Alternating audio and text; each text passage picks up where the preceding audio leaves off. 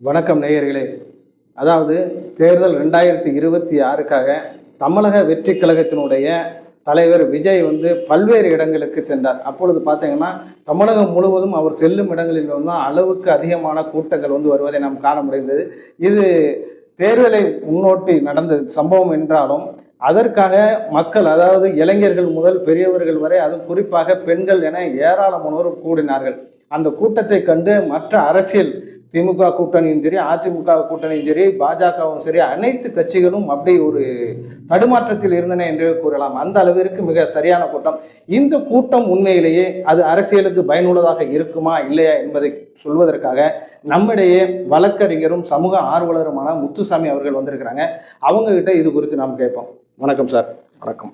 அதாவது சமீப காலங்களில் அரசியலுக்கு பல நடிகர்கள் வருகிற சூழ்நிலை இருக்குது. முன்னாடி எம்ஜிஆர் வந்தார். எம்ஜிஆர் வரும்போது மாபெரும் கூட்டமும் மாபெரும் எழுச்சி இருந்தது. அதற்கு அடுத்தபடியாக சூப்பர் ஸ்டார் ரஜினிகாந்த் வருவதாக இருந்தது. அது வராமலே போய்விட்டது. விஜயகாந்த் வந்தார். ஆனால் அவர் நிலையான முறையில் நிலைத்திருக்க முடியவில்லை. இப்போ எம்ஜிஆருக்கு அடுத்தபடியாக இப்போ விஜய், அதாவது நடிகர் விஜய் தமிழகத்தில் ஒரு பெரும் புரட்சி ஏற்படுத்தும் வகையில் ஒரு கட்டுக்கடங்காத கூட்ட அளவில் அவர் ஒரு மிக பிரம்மாண்ட ஒரு சக்தியாக உருவெடுத்து வருகிறார். இந்த கூட்டத்தை பார்த்தீங்கன்னா பல்வேறு இடங்களும் மிக சிறப்பான கூட்டமாக அமைகிறது. அதாவது போலீஸு கூட கட்டுப்படுத்த முடியாத அளவிற்கு இந்த கூட்டம் அலைமோகிறதாக நாம் காண முடிந்தது. பல்வேறு கூட்டங்கள் நெரிசலை நாம் காண முடிந்தது. இது இளைஞர்கள் மத்தியில் எவ்வாறு பேசப்படுகிறது, இது அரசியலுக்கு சாதகமாக அமையுமா என்பது குறித்து உங்களால் சொல்ல முடியுமா? இது அரசியல், இளைஞர்களுடைய அரசியல் ஆர்வம்னு இதை சொல்ல முடியாது. இதை சைக்காலஜியில் செலிபிரிட்டி ஒர்ஷிப் சிண்ட்ரோம் நம்ம சொல்கிறோம். அதாவது ஒருத்தர் தன்னை ஒருதலை பட்சமாக உணரும்போது அவருக்கும் நமக்கும் ஏதோ ஒரு ரிலேஷன், அவருங்கிறது நாங்கள் சொல்ல வர்றது விஜய்க்கும் தனக்கும் ஏதோ ஒரு ரிலேஷன்ஷிப் இருக்கிறதாக நினச்சி கொண்டு இந்த மாதிரி கூட்டங்கள் கூடுது. இதை பேராசோசியல் ரிலேஷன்ஷிப்ஸ்னு சைக்காலஜியில் நம்ம சொல்கிறோம். ஸோ இந்த மாதிரி ஒரு உணர்வு இப்போ உள்ள இளைஞர் தலைமுறைகிட்ட 13 மடங்கு அதிகமாக இருக்குது அப்படிங்கிறத ஒரு 19 நாடுகளில் செய்த ஆய்வு நம்மளுக்கு காட்டுது. முன்னாடி உள்ள காலத்துலேயும் இந்த மாதிரி உணர்வு இல்லாமல் இல்லை. இப்போ சிவாஜி எம்ஜிஆர் காலத்துலேயும் இந்த மாதிரி ஒரு செலிபிரிட்டி ஒர்ஷிப் இருந்தது. ஆனால் அப்போ ஊடகமே அதுக்கு இடையில இருந்து அவங்களுக்கும் இந்த செலிபிரிட்டிஸுக்கும் மக்களுக்கும் இடையில ஒரு டிஸ்டன்ஸை மெயின்டைன் பண்ணிட்டு இருந்துச்சு. ஆனால் இப்போ இந்த சோசியல் மீடியாவோட வருகையினால் இந்த நெருக்கம் அதிகமாயிட்டு அவங்கள கண்ட்ரோல் பண்ண முடியாத மாதிரி ஒரு நிலைமை உருவாயிருக்கு. அதாவது அப்படியே இருந்தாலும் இது அரசியல் நுணுக்கமாகவே பார்க்கப்படுகிறதா? மற்ற அரசியலை விட இவர் அரசியலுக்குள் நுழைகிறாருன்னொன்னே இந்த கூட்டங்கள் அவருக்கு அரசியல் செல்வாக்கை கொடுக்கும் அப்படிங்கிற ஒரு நம்பிக்கை எழுகிறது. அது உண்மையில் அது உண்மைதானா? அது எப்படி இருக்கும்? ஏன் இந்த தலைமுறையில் தீவிரமாக இருக்கிறார்கள், இந்த தலைமுறை ஏன் தீவிரமாக இருக்கிறாங்க அப்படிங்கிற கருத்தை சொல்லுவாங்க. இது இந்த கூட்டங்கள்லாம் ஒரு அரசியல் தெளிவுன்னோ இதெல்லாம் ஓட்டாக மாறுமோன்னு நம்ம சொல்ல முடியாது. ஏன்னா இப்போ ஒரு விஜய் ஒரு போஸ்டிங் போடுறாரு சோசியல் மீடியாவில். அந்த போஸ்டிங்கை பார்த்துட்டு அதுக்கு நிறைய பேர் கமெண்ட் பண்ணுறாங்க. அப்போ அவர் பொது மேடையில் அந்த கமெண்டை பற்றி அவர் ஒரு விஷயங்களை பேசுகிறாரு. ரெண்டாவது ஒரு ஹேஷ்டேக் ஏதாவது ஒன்று ட்ரெண்டிங் ஆகுதுன்னா அதை பற்றி விஜய் பேசுகிறாரு. பேசின உடனே என்ன ஆகுதுன்னா அந்த கூட்டத்தில் அந்த போஸ்டிங்க்கு ரிப்ளை பண்ணவங்க என்ன நினைக்கிறாங்க, விஜய்க்கும் தனக்கும் ஏதோ ஒரு பெரிய உணர்வு இருக்கிற மாதிரி அவங்களுக்குள்ள ஒரு இது வந்துடுது. இதோட விளைவு என்ன ஆகுதுன்னு கேட்டால், விஜய் வராரு அப்படின்னு ஒரு செலிபிரிட்டியை பார்க்க போகிறோம் அப்படின்ற ஒரு உணர்வே இல்லாமல் ஏதோ ரொம்ப நெருங்கிய நண்பரை பார்க்க போகிற மாதிரி அந்த கூட்டம் நினச்சிட்டு வருது. ரெண்டாவது, விஜய் கூட நிறைய பேர் செல்ஃபி எடுக்கிறதுக்காக முண்டி அடிக்கிறாங்க. இது என்னன்னு கேட்டால், இது அவர் மேலே உள்ள ஆர்வம்னு சொல்கிறத விட இந்த மாதிரி ஒரு க்ரௌடில் நான் இருந்தேன் விஜய் கூட அப்படின்றத காட்டுறதுக்கான ஒரு எவிடன்ஸ் மாதிரி பப்ளிக் இதை நினைக்கிறாங்க. ரெண்டாவது, இன்றைக்கி எல்லாருமே ஒரு ஃபேஸ்புக்கு, இன்ஸ்டாகிராம் இந்த மாதிரி சோசியல் மீடியாவில் எல்லாருமே ஆக்டிவாக இருக்காங்க. அப்போ அவங்க என்ன நினைக்கிறாங்க, இந்த மாதிரி ஃபோட்டோ செல்ஃபி எடுக்கிறது அவங்களுடைய சோசியல் மீடியா சர்க்கிளுக்கு இது ஒரு கண்டென்ட்டாகவும் தான் இது ஆகுது. இது நிச்சயமாக ஒரு ஆரோக்கியமான ஒரு விஷயம் கிடையாது. அதாவது நீங்கள் சொன்னீங்க செல்ஃபி எடுத்து அவங்களுடைய ஃபேஸ்புக்கு மற்றவங்களை போடுறதுக்காகத்தான் அதை எடுக்கிறாங்க, அதுக்காக அந்த கூட்டம் கூடுதுங்கிற மாதிரி உங்கள் கருத்தை இப்போ சொல்கிறீங்க. இதனுடைய விளைவுகள் என்னவாக இருக்குன்னு நினைக்கிறீங்க? இதோடைய விளைவுகள் என்னன்னு கேட்டால், தன் மேலே நம்பிக்கை இல்லாமல் போகிறது, குடும்ப உறவுகளில் நெருங்கிய உறவுகள் மேலே ஒரு ரிலேஷன்ஷிப் டெவலப் ஆகாமல் அதில் ஒரு பிரிவு அவங்க உணர்றது, இந்த மாதிரியான ஒரு உணர்வுகள்லாம் இதன் விளைவாக ஏற்படும். இதுக்கு எதுவும் தீர்வு எதுவும் இருக்கிறதா? இதற்கு தீர்வு வந்து என்னன்னு கேட்டால், இந்த மாதிரி அந்த செலிபிரிட்டியை இப்போ அஜித் வந்து கூட்டத்தை வந்து அவரே கண்ட்ரோல் பண்ணுவார். நான் வந்து ஒரு நடிகன் தான், அது என்னுடைய தொழில். நீங்கள் வந்து எனக்காக அபிஷேகம் பண்ணுறதோ இல்லை உங்கள் டைமை ஸ்பெண்ட் பண்ணி நீங்கள் வந்து இந்த மாதிரி செலிப்ரேட் பண்ணுறதெல்லாம் கூடாது. நீங்கள் உங்கள் வேலையை பார்க்கணும், அது என்னுடைய தொழில், நீங்கள் உங்களோட தொழிலை பார்க்கணும். அந்த மாதிரி அந்த க்ரௌடை மேனேஜ் பண்ணக்கூடிய ஒரு கெப்பாசிட்டி வந்து விஜய்கிட்ட இல்லை. அவர் இது வரைக்கும் அந்த மாதிரி சொல்லவே இல்லை. நீங்கள் வந்து இவ்வளோ தூரம் வராதிங்க வைக்கான்னு. அவர் க்ரௌட் வந்தாலே இப்போ நிறைய இடங்கள் அவரே அந்த க்ரௌடை விட்டுட்டு போகிறத நம்ம வந்து நிறையா வீடியோக்களில் நம்ம பார்த்துருக்கோம். அதனால் இது வந்து மக்களுக்கு வந்து இதை பற்றி ஒரு புரிதல் வந்து இன்னும் கண்டிப்பாக வேணும். அந்த க்ரௌடை மேனேஜ் பண்ணுறதுக்குள்ளே இன்னும் விஜய் வரலைங்கிறதான் என்னுடைய கருத்து.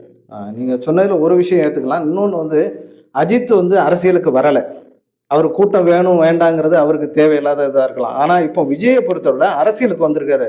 அவர் மக்களிடம் எல்லாத்தையும் போய் சொல்லணும், அடுத்த அரசியல் உள்ள வரணும் அப்படிங்கிறத அவருடைய நோக்கமும் என்னமா இருக்கு. அப்படி இருக்கும் பட்சத்தில் அஜித்துக்கும் விஜயும் இந்த இடத்துல அது சரிப்பட்டு வருமா? நீங்கள் சொல்கிற கருத்து வந்து எடுபடுமா? இல்லை, அதாவது விஜய் அரசியலுக்கு எதுக்கு வராரு? நான் சமுதாயத்தை வந்து நான் ஒரு மாற்று அரசியலை கொண்டு வர போகிறேன்னு வராரு. அப்போ அந்த மாற்றம் எங்கேருந்து வரணும்? எப்பயுமே நம்மள்கிட்ட இருந்து தான் மாற்றம் வரணும். மாற்றம் வந்து வெளியே இருந்தாலும் நம்ம கொண்டு வர முடியாது. ஒவ்வொரு தனி மனிதனும் மாறணும். அப்போ அவர் நினைச்சணும், அவர் சில விஷயங்கள் பண்ணணும். அப்போ அவரும் மற்ற அரசியல்வாதிகள் மாதிரியே இருந்தாருன்னா அதை வந்து நம்ம அதை எப்படி அவர் மாற்றத்துக்கான அரசியல்னு நம்ம வந்து அதை முன்னெடுக்காருன்னு நம்ம சொல்ல முடியாது. ஒழுக்கக்கட்டளை, அதாவது ஒழுக்கக்கட்டளை கொடுத்தா இந்த கமாண்ட் கொடுத்தா இந்த கூட்டம் வந்து கண்ட்ரோல் ஆகாது. அதனால் வந்து பேரோஸ் சோசியல் டைனமிக்ஸ் குறித்த ஒரு விழிப்புணர்வு வந்து இவங்களுக்கு நம்ம ஏற்படுத்தணும். அடுத்தால க்ரௌட் மேனேஜ்மெண்ட்டை பற்றி ஒரு இது வரணும். ரெண்டாவது வந்து இது ஒரு ஆரோக்கியமான அரசியலாக கிடையாது. ஏன்னு கேட்டிங்கன்னா, இன்றைக்கி வந்து 1,18,00,000 பேர் 18லேருந்து 29 வயசுக்குள்ள உள்ள இளைஞர்கள் தான் வந்து இருக்கிறாங்க. அப்போ இது வந்து வெறும் ஒரு செலிபிரிட்டியை பார்த்துட்டு அவர் கூட ஒரு செல்ஃபி எடுத்துகிட்டு அப்படியே போய் ஓட்டு போடக்கூடிய ஒரு தலைமுறையை தான் இது உருவாக்குது. இது வந்து ஒரு ஆரோக்கியமான அரசியலாக இருக்க முடியாது. இதோட விளைவு எப்படி இருக்குன்னா, ஒரு உண்மையான உண்மை என்ன, அங்கே உள்ள உணர்வு என்ன, இந்த உள்ள மாயை என்ன, இதுக்கு இடையில உள்ள இந்த தொடர்புகள் தான் இந்த எலெக்ஷனுடைய வெற்றியையும் நாட்டோட எதிர்காலத்தையும் தீர்மானிக்கும் நான் நம்புகிறேன். இப்போ நீங்கள் சொல்கிற மாதிரி பார்த்தீங்கன்னா, இது வந்து எலெக்ஷனுக்கு முன்னாடி உள்ள நீங்கள் சொல்கிற விஷயங்கள் எல்லாமே இப்போ எலெக்ஷன் நடந்து முடிஞ்சிருக்கு. இதில் பெரும்பாலான பார்த்தீங்கன்னா இளைஞர்கள் வந்து அது நீங்கள் சொன்ன கருத்தை விட இளைஞர்கள் அவருக்கு அதிகமான அளவில் வந்து ஓட்டு போடுறதை நாம் பார்த்துருக்கோம். இது மட்டுமல்லாமல் வெளி மாநிலத்திலும் வெளிநாட்டிலிருந்தும் வந்து அவருக்கு ஓட்டளித்ததாக நமக்கு தகவல் வந்திருக்குது. இது குறித்து நீங்கள் என்ன நினைக்கிறீங்க? இல்லை, நம்ம அனுமானங்களின் அடிப்படையில் எதுவுமே செய்ய முடியாது. தலைவர் கலைஞருக்கு கூடாத கூட்டம் கிடையாது. ஆனால் அவரே சொல்லுவார், இந்த கூட்டம்லாம் எனக்கு ஓட்டாக மாறுமான்னு தெரியாது. ஆனால் நம்ம விசாரித்த வரையில் நிறைய வீட்டில் பேரண்ட்ஸு கிராண்ட் பேரண்ட்ஸ்லாம் வந்து பிள்ளைங்க சொன்னாங்கங்கிறதுக்காக விஜய்க்கு போட்டிருக்காங்க. அதுவுமே ஒரு ஆரோக்கியம் கிடையாது. சின்ன பிள்ளைங்க ஒரு ஆசைப்பட்டு சொல்கிறாங்கன்னா அது வந்து ஒரு அரசியலை தீர்மானிக்கக்கூடிய, நமக்கான அரசியலை நம்ம தேர்ந்தெடுக்கக்கூடிய ஒரு வாய்ப்பில் பெரியவர்கள் வந்து அந்த மாதிரி நடக்கக்கூடாது. இது ஒரு தவறான முன்னுதாரணமாக தான் நான் இதை பார்க்குறேன். இது வந்து எந்த அளவுக்கு இப்போ எலெக்ஷனுக்கு முன்னாடியும் சரி பின்னாடியும் ஏகப்பட்ட கருத்து கணிப்பில் எக்ஸிட் போல் எல்லாமே வந்துட்டு இருக்கு.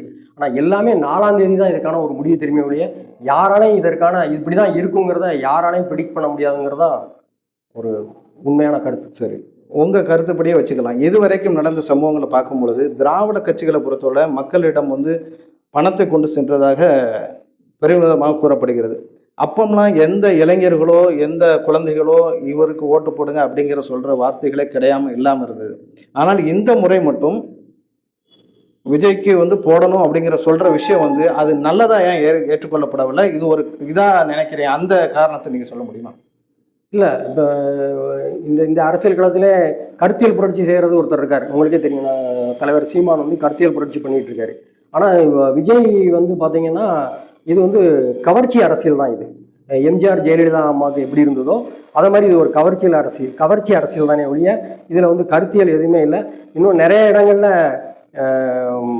தாவக்காலையே வந்து நிறைய இடங்களில் வந்து ஓட்டுக்கு காசு கொடுத்த சம்பவங்கள் உண்டு. அதை நீங்கள் பத்திரிகையாளராக உங்களுக்கே தெரிஞ்சிருக்கும். அதை ஓப்பனாக சொல்ல முடியாட்டாலும் அதெல்லாம் நடந்திருக்கு. அப்போ இவங்க எப்படி மாற்று அரசியல் கொண்டு வருவாங்க? இன்றைக்கி வந்து உண்மையான ஒரு அரசியல் இயக்கம் அப்படின்னா அது வந்து நாம் தமிழர் தான் சொல்ல முடியும். நான் என்னுடைய பாயிண்ட் சொல்ல, இது வந்து மேபி இதை நீங்கள் எப்படி எடுத்துக்கிட்டாலும் சரி. ஏன்னா அவங்க தான் கிட்டத்தட்ட ஒரு நாளைக்கு 8 கூட்டம் வச்சு 234 தொகுதியிலையும் பிரச்சாரம் பண்ணியிருக்காங்க. நாம் தமிழர் மட்டும்தான் யாருக்குமே காசு கொடுக்கல. ஒரு கருத்தியல் புரட்சியை முன்னெடுத்து தமிழ்நாடு எப்படி இருக்குங்கிற ஒரு வரைவு திட்டத்தோடு வந்திருக்காங்க. நீங்கள் விஜயே பார்த்துக்கிட்டிங்கன்னா கூட சீமான் ஏதாவது சொன்னாங்கன்னா அதை பேஸ் பண்ணி தான் மறுநாள் இவர் வந்து ஒரு விஷயங்களை அதே மாதிரி ஒரு விஷயத்தை இவர் சொல்லியிருக்காரு ஒழிய அவராக சொந்தமாக தமிழ்நாட்டுக்கான எந்த இப்படி இந்த மாதிரி நம்ம அரசியல் முன்னெடுப்பு வந்து அவர் எதுவுமே சொல்லலை. இப்போ நீங்கள் சொல்ல வர கருத்துல இருந்து இளைஞர்கள் விஜய்க்கு ஆதரவாக இருப்பது சரியா இல்லையாங்கிற ஒரு பக்கம் இருந்தாலும், அதே போல் அதே இளைஞர்கள் தான் முன்னால் வந்து நாம் தமிழர் கட்சி சீமானுக்கு இருந்தாங்க. இந்த ரெண்டு சூழலையும் நீங்கள் எப்படி பார்க்குறீங்க? இல்லை, என்றைக்குமே கருத்தியல் புரட்சி வந்து வெல்லும், ஆனால் அதுக்கான தாமதமாகும். இப்போ எல்லாருமே சொல்கிறாங்க 16, இப்போ இந்த தடவை நிறைய பேர் சொன்னாங்க நாங்கள் 3 தடவை நான் வந்து சீமான் கட்சிக்கு தான் ஓட்டு போட்டேன், அதனால் ஒன்றும் நான் மாற்றம் வரல, அதனால் நான் வந்து விஜய்க்கு போட்டேன்றாங்க. இதே ஒரு தவறான இங்கே வந்து நம்ம மக்கள்கிட்ட வந்து அரசியல் விழிப்புணர்வை ஏற்படுத்தினா மட்டும்தான் நாட்டில் ஒரு ஆரோக்கியமான மாற்றத்தை ஏற்படுத்த முடியும். அப்படி இல்லாட்டி இந்த மாதிரி நடிகர்களுக்கு பின்னால் போகிறது, இந்த மாதிரி ஒரு அரசியலை தான் நம்ம வந்து இன்னும் எடுப்போம். இது வந்து நாட்டை வந்து இன்னும் மேற்கொண்டு ஒரு ரெண்டு கட்சிகள் சரியில்லை அப்படின்னு சொல்லி தான் நம்ம அடுத்து வர யாராவது ஒரு மாற்றத்தை தரமாட்டாங்களான்னு நினச்சி தான் போடுறாங்க. அதை வந்து எக்ஸ்ப்ளாய்ட் பண்ணுற மாதிரி தான் இந்த பொருள். நீங்கள் இப்போ சொல்கிறதுமே அதே மாதிரி தானே இருக்குது. இப்போ கடந்த 50 ஆண்டுகளாக வந்து திராவிட கட்சிகள் தான் ஆண்டுகிட்டு இருக்கு. ஒன்று நீங்கள் சொல்கிற கருத்துப்படி இப்போ பார்த்தோம்னா மாற்றத்தை ஏற்படுத்தணும், அரசியல் விழிப்புணர்வுனா நாம் தமிழர் கட்சி வந்திருக்கணும், அதுவும் இன்னும் வரல. அடுத்த இளைஞராக இருக்கக்கூடிய விஜய் வரதுக்கான முயற்சிகளில் ஈடுபட்டிருக்காரு. இப்போ ஒன்று இல்லாட்டி இந்த ரெண்டில் ஏதாவது ஒன்று வந்தால் தான் ஒரு மாற்றத்தை ஏற்படுத்தக்கூடிய வகையில் திராவிட கட்சிகளை முறியடிக்கிற அளவுக்கு அந்த நிகழ்ச்சி நடக்கணும். அப்படி இல்லாத பட்சத்தில் அப்போ இவங்க 2 பேரையும் ஒமிட் பண்ணிட்டு அந்த திராவிட கட்சிகளே மீண்டும் வருவதற்கான முயற்சிகளை ஈடுபடுதுன்னா அப்போ அதை குறித்து நீங்கள் என்ன சொல்கிறீங்க? இல்லை, இந்த விஜயோட அரசியல் பிரவேசம் வந்து பரவாயில்ல, அந்த ஓட்டை பிரிக்க தான் செஞ்சிருக்கே ஒழிய விஜயால் கண்டிப்பாக ஒரு பெரிய அரசியல் மாற்றத்தை இதில் கொண்டு வந்துட முடியும்னு நான் நம்பலை. ஏன்னா ஒரு 16 வருஷமாக தொடர்ந்து மக்களுக்கான ஒரு அரசியலை முன்னெடுக்கிற ஒரு கட்சியே தொடர்ந்து தோல்வியை தான் சந்திச்சிருக்கு. தோல்விங்கிறது அவங்க முயற்சிக்கு கிடைச்சது, கண்டிப்பாக அது வெற்றி அடையும். ஏன்னா ஆபிரகாம் லிங்கனே கிட்டத்தட்ட பார்த்தீங்கன்னா அவருடைய லைஃப் எடுத்திங்கன்னா 18 முறை வந்து அவர் தோல்வியை சந்திச்சிருக்காரு. ஆனால் கடைசியில் அவர் வந்து அமெரிக்காவுடைய ஒரு இதானார். அதே போல் நாம் தமிழருக்கு வந்து இந்த தோல்விகள்லாம் தற்காலிக தோல்வி தான், இதெல்லாம் வெற்றிக்கான படி தான். அதனால் விஜயுடைய அரசியல் பிரவேசம் பெரிய மாற்றத்தை உண்டு பண்ணாது அப்படிங்கிறதான். இது வந்து ஒரு மறுபடியும் சொல்லப்போனால் இது வந்து ஒரு திரைக்கவர்ச்சி தானே ஒழிய இது வந்து தமிழ்நாட்டின் மாற்றத்திற்கான ஒரு அரசியல் கிடையாது. அதை என்னால் உறுதியாக சொல்ல முடியும். நன்றி. நேயர்களே, அதாவது பார்த்தோம்னா தமிழக வெற்றி கழகத்தினுடைய விஜயனுடைய வருகையும் நாம் தமிழர் கட்சியினுடைய சீமானுடைய வருகையும் எவ்வாறு இருக்கிறது என்பது குறித்து கூறினார்கள். உண்மையிலேயே அது வெற்றியா தோல்வியா, அல்லது இவர் வருகையை மக்கள் ஏற்றுக்கொண்டார்களா, இல்லை நாம் தமிழர் கட்சியினுடைய வருகையை ஏற்றுக்கொண்டார்களா, இல்லை மீண்டும் திராவிட கழகத்தினுடைய ஆட்சியை மக்கள் ஏற்றுக்கொள்கிறார்களா என்பதை நாம் பொறுத்திருந்தான் பார்க்க வேண்டும். 4ஆம் தேதி அதுவரை நாம் காத்திருப்போம். அதுவரை உங்களிடமிருந்து விடைபெறுவது உங்கள் ராமலிங்கம். நன்றி.